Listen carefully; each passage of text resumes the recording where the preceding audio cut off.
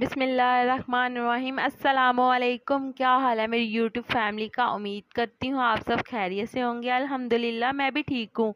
तो आज जो मज़ेदार सी रेसिपी मैं आपके लिए लेके आई हूँ वो है मिक्स अचार की रेसिपी, जो कि बनाना बहुत ही आसान है और बहुत ही मज़े का बनता है और ये सालों साल कभी भी ख़राब नहीं होगा। ये अचार बहुत ही मज़े का बनता है। एक बार आप इस रेसिपी को ज़रूर ट्राई करिएगा, आपको ये रेसिपी वाकई में बहुत पसंद आने वाली है। तो चलें जी, आज की मज़ेदार सी रेसिपी बनाना शुरू करते हैं। मिक्स अचार बनाने के लिए हमें जिन चीज़ों की ज़रूरत है उसमें सबसे पहले हमारे पास आम है 3 किलो, नींबू 1 किलो, लसूड़े 1 किलो, सरसों का तेल इतना आपने डालना है कि जिसमें अचार अच्छी तरह से डूब जाए।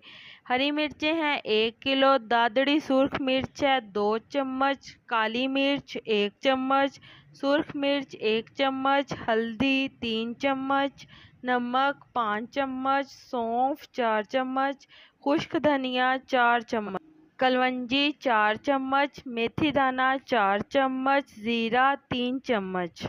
आपने एक अदद पतीली ले लेनी है और इसके अंदर आपने शामिल कर लेना है पानी, और पानी को बॉयल आने तक आपने पका लेना है। जब पानी में बॉयल आ जाए तो आपने इसके अंदर लसूड़े शामिल कर देने हैं और आग को बंद कर देना है और इसके ऊपर ढक्कन रख के इसे 2 मिनट के लिए ढक देना है। एक बात का आपने लाजमी ख्याल रखना है कि लसूड़ों की जो ऊपर से डंडी है वो आपने पूरी नहीं उतारनी, उसका जो कैप होता है।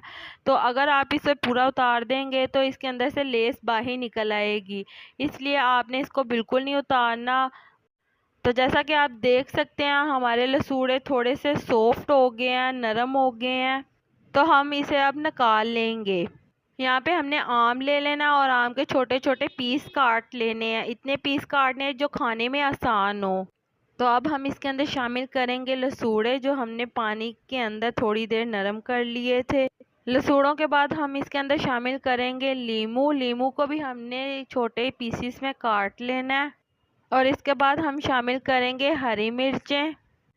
यहाँ पे हम सारे अचार को नमक और हल्दी लगा देंगे, जिसके अंदर हल्दी हमारे पास 125 ग्राम है और नमक हमारे पास 250 ग्राम है।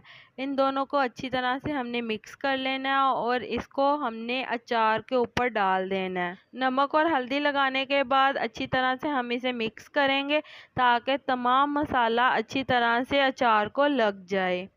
आपने इसे अच्छी तरह से मिक्स करने के बाद कोई भी एक शीशे का मर्तबान ले लें। यहाँ पे चीनी के मर्तबान जो कि अचार के लिए मिलते हैं मार्केट में, आसानी से अवेलेबल है, तो आप वो ले सकते हैं। और इसे अच्छी तरह से इसके अंदर सारे को डाल के एक रात के लिए आपने इसे छोड़ देना है ताकि जो ये सारा मसाला है इसको अच्छी तरह से लग जाए और ये पानी छोड़ दे।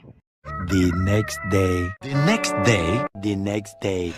तो चलें जी, एक दिन गुजर चुका है। हमने जो सारे मसाले लिए थे उन सारे मसालों को हमने अच्छी तरह से कूट लेना, मोटा मोटा। आपने ज़्यादा बारीक नहीं करना। तो जैसा कि आप देख सकते हैं एक दिन गुजर गया, हमारे अचार ने पानी छोड़ दिया था, तो उसके बाद हमने इसे 1 घंटे के लिए पंखे के नीचे खुश्क करने के लिए रखा था। 1 घंटे के बाद हमने ये तमाम मसाले जो हमने कूटे हैं इसे अच्छी तरह से लगा देने हैं। आपने अच्छी तरह से मसाला मिक्स करना है ताकि अच्छी तरह से ये सारे अचार को लग जाए। तो जैसा कि देख सकते हैं आप, हमारा मज़ेदार सा अचार तैयार है।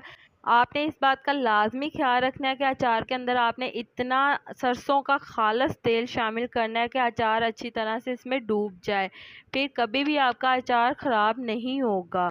उम्मीद करती हूँ आपको मेरी आज की रेसिपी बहुत पसंद आई होगी। पसंद आई है तो मेरी वीडियो को लाइक कर दें और मेरे चैनल को सब्सक्राइब कर दें ताकि आपको तमाम वीडियो का नोटिफिकेशन बर वक्त मिल सके।